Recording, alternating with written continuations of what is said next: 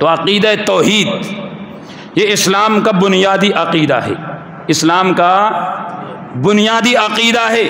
یہ عقیدہ جتنا مضبوط ہوگا اتنے ہی انسان کے اعمال پائیدار ہوں گے۔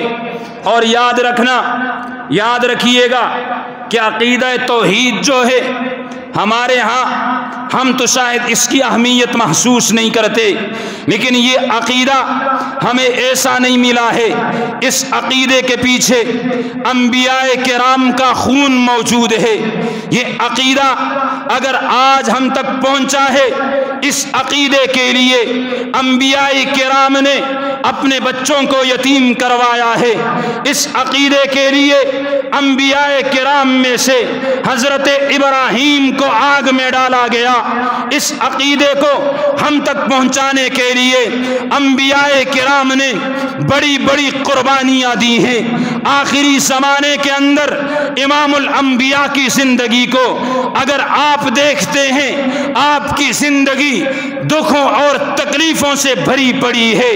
اس کی بنیاد کیا تھی کہ 40 سال تک جو لوگ پیارے پیغمبر کو امین کہتے تھے، جو لوگ پیارے پیغمبر کو صادق کہتے تھے، وہی لوگ فرعون کی چوٹی پہ کھڑے ہو کر پیارے پیغمبر کو جب پتھر مارتے ہیں۔ بنیاد عقیدہ توحید ہے۔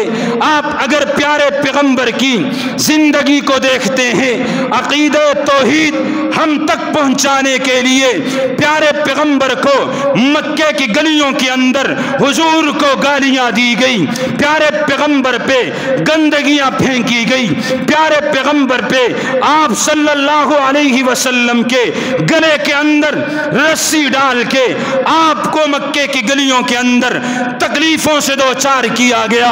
اسی عقیدہ توحید کے لیے پیارے پیغمبر کا 3 سال تک سوشل بائیکاٹ کیا گیا۔ اسی عقیدہ توحید کے لیے طائف کی وادیوں میں پیارے پیغمبر کو پتھر مارے گئے۔ اسی عقیدہ توحید کے لیے آپ کے جوتے مبارک لہو لہان ہو گئے تھے۔ اسی عقیدہ توحید کے لیے پیارے پیغمبر کو جلا وطن کیا گیا۔ اسی عقیدہ توحید کے لیے پیارے پیغمبر نے بدر کے میدان میں مشرکین سے مقابلہ کیا تھا۔ اسی عقیدہ توحید کے لیے احد کے میدان میں آپ کے دندان مبارک شہید ہوئے۔ اسی عقیدہ توحید کے لیے یرموک اور خندق کے غزوات پیش آئے۔ اسی عقیدہ توحید کے لیے ابو بکر صدیق کو تکالیفیں دی گئی۔ اسی عقیدہ توحید کے لیے حضرت عمر کو تکلیفیں دی گئی۔ اسی عقیدہ توحید کے لیے حضرت عثمان غنی کو تکلیفوں کا سامنا کرنا پڑا۔ اسی عقیدہ توحید کے لیے حضرت بلال کو تپتے ہوئے انگاروں پہ لٹایا گیا۔ اسی عقیدہ توحید کے لیے حضرت زنیرہ کے آنکھیں نکالے گئی۔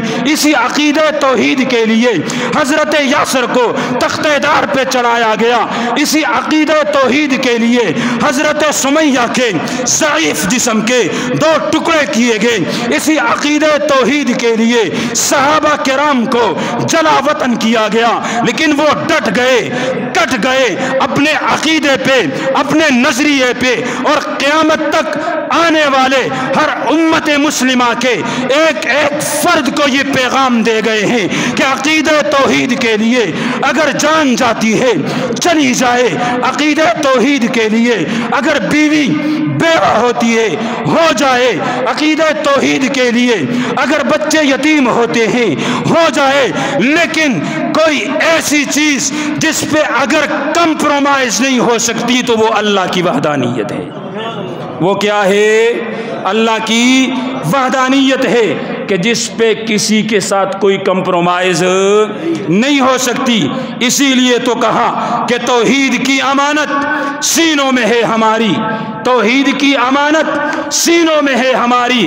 اتنا آسان نہیں ہے نام و نشان مٹا دینا ہمارا۔ اور توحید کیا ہے؟ توحید تو یہ ہے کہ خدا حشر میں کہہ دے، سارے ہاتھ بلند کریں کہ اللہ قبول کرے، اللہ ہمیں توحیدی بنائے۔